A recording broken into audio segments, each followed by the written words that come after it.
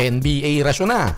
Good news para sa mga Los Angeles Lakers fans dyan patungkol kay LeBron James at sa mga susunod nilang laban. Ano mga plano ng Los Angeles Lakers? Nabalita nga na 1 to 2 weeks mawawala itong si Lolo Bron. Good news dahil tumpak yung 1 to 2 weeks na yon. Ibig sabihin ay hindi na magtatagal dahil maganda raw ang progreso ng paggaling nitong si LeBron James. Pinabalik siya sa Los Angeles ng coaching team para ipagpatuloy ang medical treatment doon. Kaya hindi siya makakasama sa dalawang susunod na road games nila laban sa Milwaukee Bucks at sa Denver Nuggets. Yan talaga ang mahirap sa idaran ni LeBron James na 40 years old tas maglalaro ng maraming games na wala masyadong pahinga.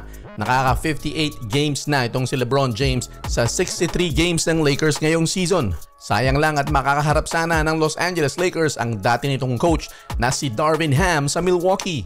Mas okay na rin na ipahinga si LeBron James at gawan muna ng paraan nitong si Luka Doncic at si Austin Reeves. Tingin ko ay kaya naman nila kaysa naman pilitin si LeBron James at mabugbog ng mabugbog ang groin nito na alam natin na tinamaan na siya dati pa ng groin injury na yan. So sacrifice muna ng konti para mas may ibuga pagdating ng playoffs. Pero good news dahil isang laro na lang at pwede na raw maglaro si Jackson Hayes. Habang ito namang si Dorian Finney-Smith ay maaring pwede na raw lumaro laban sa Bucks bukas.